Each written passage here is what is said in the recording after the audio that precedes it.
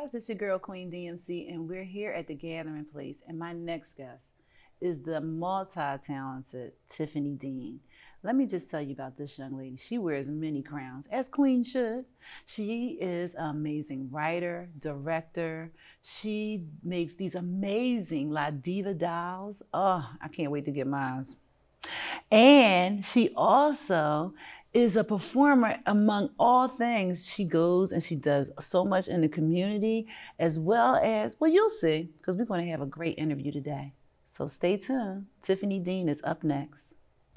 I am Hannah Zapatoris McLeod of Naked Feet Productions, and I just got done doing an interview with Queen DMC of The Gathering Place. Watch it. Here she is, the lovely and talented Tiffany Dean.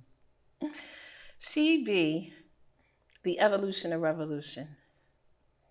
Standing on a pinpoint poised on top of a pyramid, balancing between Genesis and Revelation. So she be dope. Designing operatives, perplexing even the brightest of scholars. Got them wondering how she walked home so many miles in stiletto pumps with nothing but lint in her pocket. She got four sepia babies in tow, yet she's still sporting a smile that stops traffic. Got them wondering how her gardens be growing from rubble and concrete. She be dope. Designing operatives, perplexing even the brightest of scholars. That's her thing. Domineering obstacles as if they were playthings entering her recreational space. Blackface, mirroring beauty, rivaling the cortex of creation itself. Yeah. She be dope. Doing that only with perseverance allows, even when others doubt her style. And I see it. So I can tell tales of how fly she be. And I'm glad I was there to witness it, because she'd never, ever tell these things to me. Selective blindness be her greatest fault.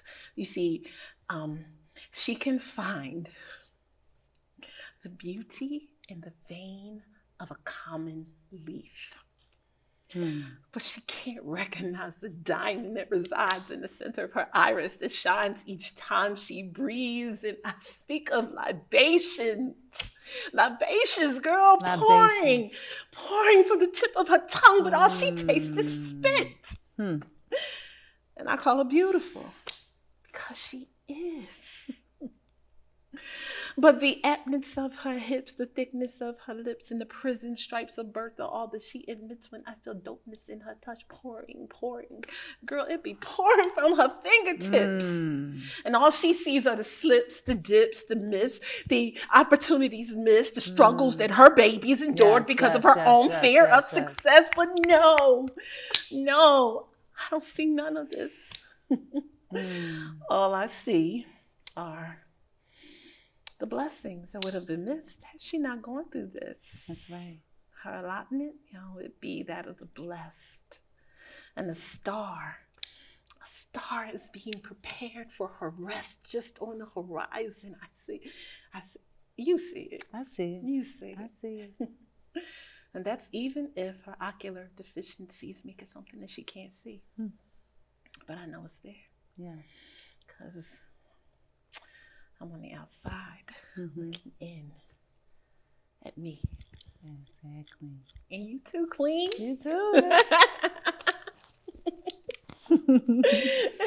Oh man, I just love to hear this sister perform. This is my sister, because Tiffany came into my life far as my friend and my sister at a time on and off so many times. Like it's crazy. But when I lost my sister, God rest her soul, she's born in the same month as my sister Donna. And we connect. And I really believe that God replaced her with Tiffany Dean, because we connect. Our story is so parallel. Tiffany Dean, thank you so much for taking the time to be with me today and be with us today and share your journey. Oh, I had to be here. Queen said, what are you doing September 10th? And I said, whatever you say I'm doing. Exactly. But anyway, tell us, Tiffany, when did this journey start for you as far as your creativity? I'm sure it was at a wow. very young age because it's in your DNA. Yeah, you know what? I come from a creative family, but I come from a how can I say, a underachieving creative family. Okay. I'll put it that way. Okay.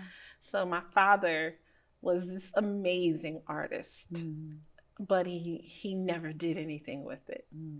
And then my brother was this amazing artist. He wanted to be an architect, and then he didn't do anything with it. And then my sister was this photographer and this hairstylist and this fashion designer, and then she didn't do anything with it. You know what I mean? And that's my family. That's my family legacy. Okay. You know, and I came along. First of all, I'm the youngest of 6 children, and the one right above me is 11 years older than I am. So they're all ranging from 16 to 11 years older than I am. I was the child that wasn't even supposed to be here. Wow. So with that being said, I am the child to break the generational curses.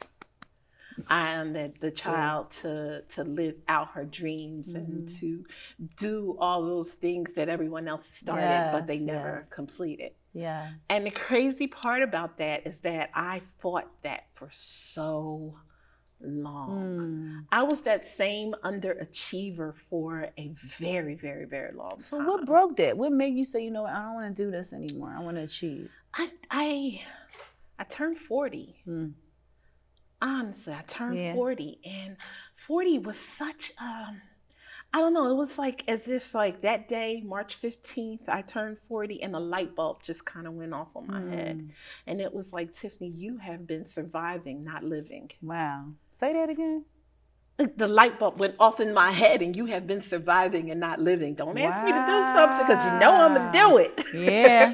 Okay? Yeah. And it just clicked. And then slowly but surely, I started coming out of my shell, and I started saying, you know, because first of all, it was almost like God kept taking me and pushing me to the front. And then I kept running back to the back. You know what I mean? I had so many things that happened to me over my life as a child and so on and so forth that taught me to try to hide so that nobody could see me. Yeah. But that's not what my place was. That's not what it was. That's not what it is for me. And then you ask about my creative journey. My creative journey is crazy. It is. It's crazy. I wear a whole lot of hats. Crowns. Yes, I like crowns better. Yes, I wear a crowns. lot of crowns. Because you storm through it with your crown. Yeah. You know, you storm through because the crown sits right. Sometimes it gets tilted. You can't do that with hats. But with crowns, you can move it around. So this is a crown, extend y'all. it. That's her crown. This You not see a it? hat. And This sometimes is a your hair crown. is a crown, so you got to make sure you orchestrate that right too. You know, get your antennas right. Get your antennas. Yes. But go ahead, darling. So as far as like the crowns, I tell this little anecdote sometimes. Like people ask, I'm the person that God created me, and he was creating all these other people right around the same time, right? And God went to me and said, you know what? I'm going to give you that gift. And I said, thank you, Lord. And then he'd go to somebody else and somebody else. And he's just passing out the gifts. And then he gets in and he reaches in his bag and he pulls out another gift and said, wait a minute.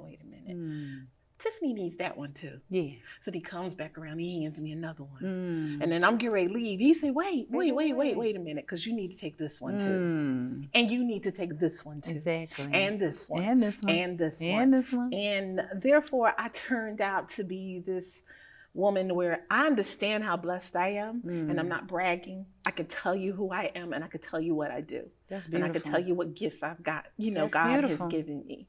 Because it's a blessing. That's exactly what it is. Hi everybody, I'm Rob Raspberry. You may know me better as Raz. I just got finished doing a segment on Queen DMC's new show, The Gathering Place. You need to check it out. I have been writing stories since I was 3. Wow. I would write children's books. I would draw pictures, and then I would put letters and underneath one before I could even spell. Wow. And these would be these books. And I remember my brother would come over and he'd read the books to me as if he was actually reading these non-existent words that I had printed. He on. understood you had your language. And he he connected was, with and you. he would read exactly, and I'd be like, yes, like you can tell. And so I started writing and drawing at that age. I sang at that age too. That was one of the gifts that I never really developed. Yeah. But if I took the time, you have such a beautiful voice. Yeah, I never really developed, but he did give me that gift. So if I want to develop it, I can do it. Okay. I can do it. All right now.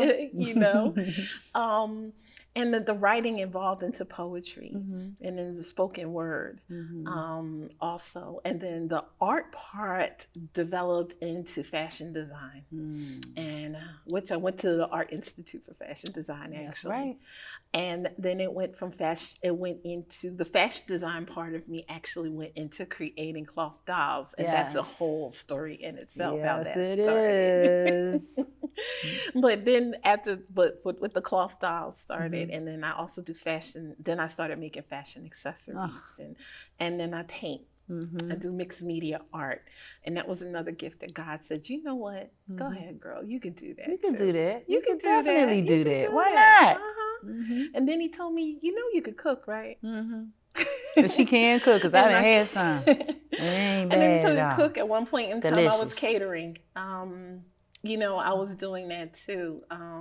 And then I became a playwright at some point in time along the line. And I've been a filmmaker and a director and a producer. And you know what? I truly believe that the story is just beginning, because there's going to be something else that's going to pop up. And it's going to be like, did you know that you can? You can definitely do that too. You know what I mean? Yeah. And that's where it's going. And honestly, I know that one thing that's coming to me that's going to be given to me soon is public speaking as well. Public speaking, I could definitely see that. Yeah, as public speaking as well. Now that especially was with your promise. TikTok and all your social medias. Oh my gosh. That actually was a promise that I know that I got from God. The public speaking part. Yeah, he told me that I would be a beacon to millions. That's beautiful. Right now, I have almost 20,000 followers on TikTok. What? 20,000 followers on TikTok? And what is your TikTok? My TikTok is La Diva Dolls. It's La Diva Dolls, which is also the name of my company. Which is La Diva Dolls. And tell me about La Diva Dolls. So, La Diva Dolls is... I can't wait to get mine. Yes, working on mine. yes, I am. I and I can't was wait. supposed to have it today. It's okay. You know my life it's a is crazy, process. girl. But you see all the crowns she wears, so I'll wait, because I know it's going to be amazing, because she knows how I am. Yes. My name's not Queen for nothing. Yes. Okay. Yes. So I will be patient. I'll definitely be patient. But tell us about the La Diva Dolls. La Diva Dolls. Okay, the story with the dolls. Wow. Tell me. That one. Literally, I've always been an artist. I've always drawn and and things like that. But I was not a seamstress. I didn't really sew. The only thing I knew how to do was hem my pants, and that was because my brother decided that he was tired of doing it for me, so he showed me how when I was a little kid, and that was the most of sewing that I ever did. But I had 3 boys already. I was pregnant with my 4th child, and me and my husband were struggling. I was married at the time. Yeah. And we were really struggling. And I just sat down and I said, God, like, what is it? Like, what do you have for me? What am I going to do? How am I going to help my family? And I literally woke up the next morning, and there were 2 things that I knew. I knew that I was carrying a daughter. So I had 3 boys, and she would be the end, the last one, and she was a girl. And I also knew how to make dolls. I've had people question me about this. Like, you took a class, didn't you? You did. No, I didn't. I didn't take a class. And the dolls are amazing. I didn't take a class. My first dolls were created. I woke up that morning. It hit me. You know how to do this. I went. My sister was a seamstress. Okay. And so she had like all these sewing supplies at my parents' house. And I went over there and I cleared out her sewing thing. She even had stuffing in her sewing thing. And She I didn't had even everything know. you needed. She had every single thing That's that how I God needed do it, though. to make a doll inside of, you know, and this was, she hadn't sewed in years. Wow. I took all that stuff. I went home, pulled out a black and white composition book, drew my first picture of a doll, and then made the pattern just off of what I was told to do, just off the top of my head. And that first doll sold. It took me maybe about 3 days to make that doll. 2 days after I made it, it was sold. Wow. And I can remember, but the doll, her name was Lady Sings the Blues. Ooh. And I won Best in Show. And I never forget this. This woman kept saying to me, "Oh, this is so beautiful. What school did you go to?" I said, "I didn't go to school." And I told her the story. "Oh, you had to have taken some classes." Really? No, I didn't take any classes. "Did your mother teach you how to sew?" "Well, my brother taught me how to hem pants, but no, I don't know." And she just would not accept. She couldn't accept that this was made just by thought. Yeah, she wouldn't accept it.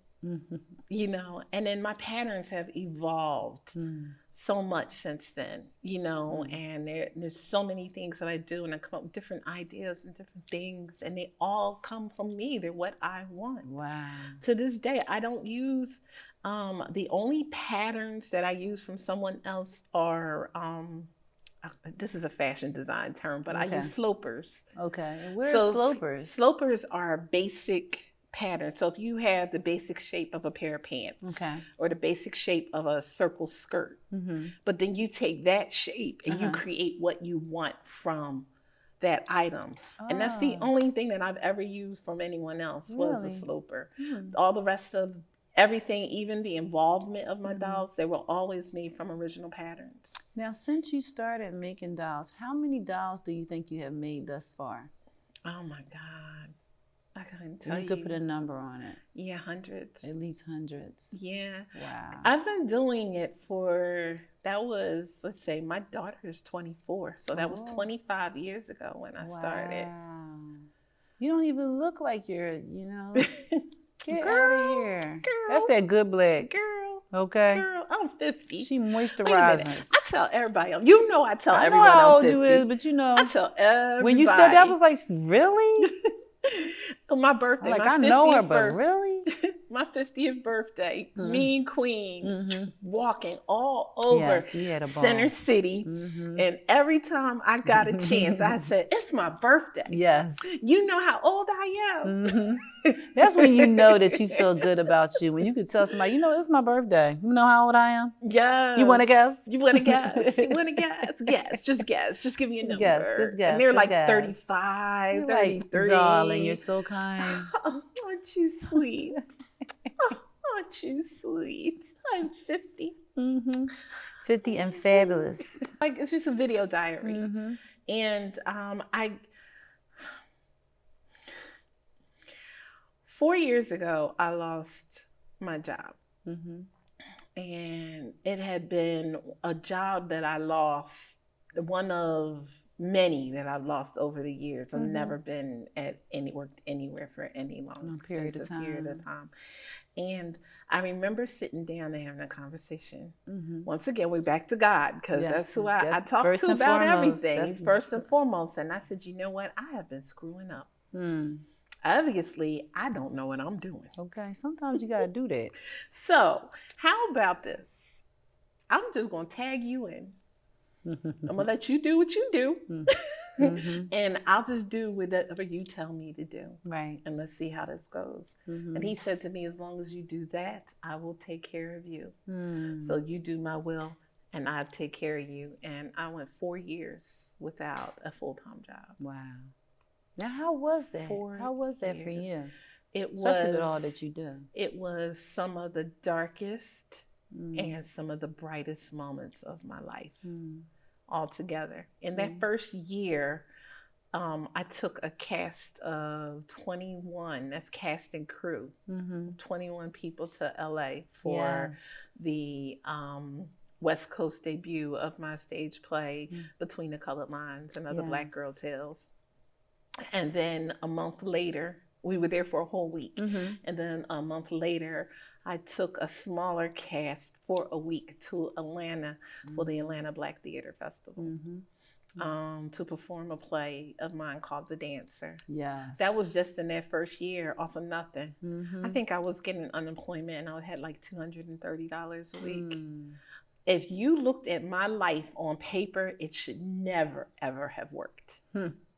But that's what it was. He told me, do what I'm supposed to do. And you know what I did? I woke up every morning and I said to myself, I still say to myself to this day, I wake up every morning and I say to myself, What do you say to are yourself? you doing what you're supposed to do? And as long as my spirit speaks back that I am, no worries. That's right. And he is always taking care of me. I've had a roof over my head. I went without any income at all from December until last week. But in that time, I went to New Orleans with Columbia University Women Transcending on the Rise program.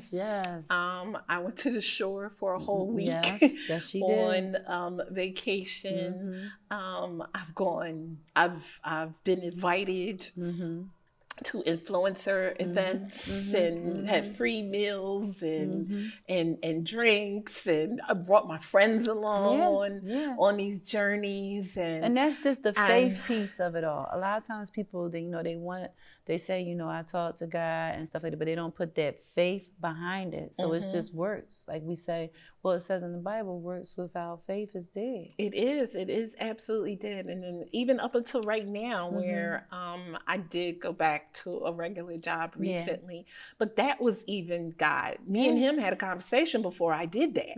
You know what I mean? Because it's like, you took care of me all these 4 years, but he's still taking care of me. Because even in this space, there is some amazing things that I'm not going to tell y'all about now. Y'all just going to have to stay tuned. You can't know everything. But there are some amazing things on the horizon just from that step and me listening to him. And part of what I was told to do.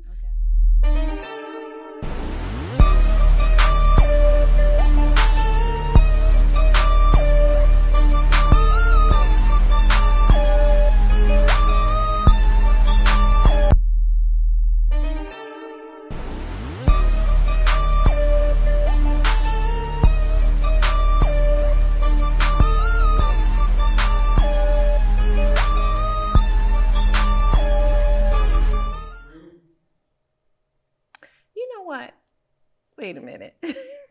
I got to share this with you. Okay. I got to share this with you, definitely. Do you feel that? I asked you a question. You asked me a question. Do I feel what? Do you feel that? It's me. I will continue like the wind, unseen.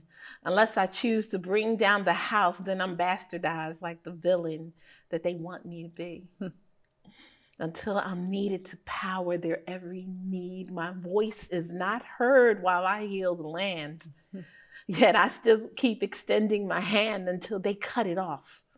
And then they call me names and say I'm not good enough. I am good enough to continue to breathe despite the bullets that fly and the fists meant to break, or the torture of watching those I love take their last breaths. I am the wisp under the leaves that force to ruffle your spirit, to move, to rise despite the dark clouds that seem to always be on the horizon. Yet they say I am them. That's a lie. That's a lie. I am the break in the clouds. That light that shines through. I am the conduit formed from rib of dust and spit and God's very own breath. I live. And you live because I live. And I love when I can't even help to love. I love when I don't even want to help. I love way too much to be hated, so much to be regarded with such disgust. To be made feel ashamed of my skin despite its glow, of my hair despite the strength of its curls, of my body despite its likeness to the ocean's waves. You know them waves? Yeah. Made to feel ashamed of my willingness to stand up unafraid. but I will not cower. Nope. We cannot cower. In my undetected ways, in spite of your hatred, I still am. I will always be. Even if not truly seen. Guess what, baby girl? What? I'm here. That's right. You're here. We're here. We here. That was beautiful. That was beautiful. That's us dedicated to Black women. I love it. I love it. I love it. And you wrote that. Yes, I wrote that. Now, what was you thinking when you decided to write that piece? It was right around the time of when George Floyd was murdered and all the riots and everything, and then Stacey Abrams, the election was stolen from her, and it was just so much going on, and all I kept thinking of was the fact that we Black women are standing up for so much that we don't even want to stand up for, but we can't even help ourselves. Ain't that true? Yet we're the ones that everyone hates, even sometimes men that look like us. And we can't help it. It's nothing that we can do. It's a part of our DNA. Right. And that was what that one was about. Well, thank you for that. That touched me. I felt that. I definitely felt that. That was beautiful. That's why things aren't supposed to be kept to yourself. You know what I mean? Poetry specifically is an extent. Part of the definition of poetry is extending your feelings. So those who have that gift of poetry, we're here supposed to heal the world with. That's right, and that's what it's about, and that's how I feel with the show. You know, I want to be able for people to grow, to be healed, to be inspired, to be aspired. So if you would like to be a guest here at The Gathering Place, feel free to send me an email at thegatheringplace001@gmail.com. Thank you so much again for joining us today, Tiffany Dean. And you need to follow the sister. And what is your Instagram again? Please My tell us. Instagram is simply underscore Tiffany Dean. That's SIMPLY_TIFFANIDEAN. You got it. Get with her, learn more so we can grow more. See you guys next time right here at The Gathering Place.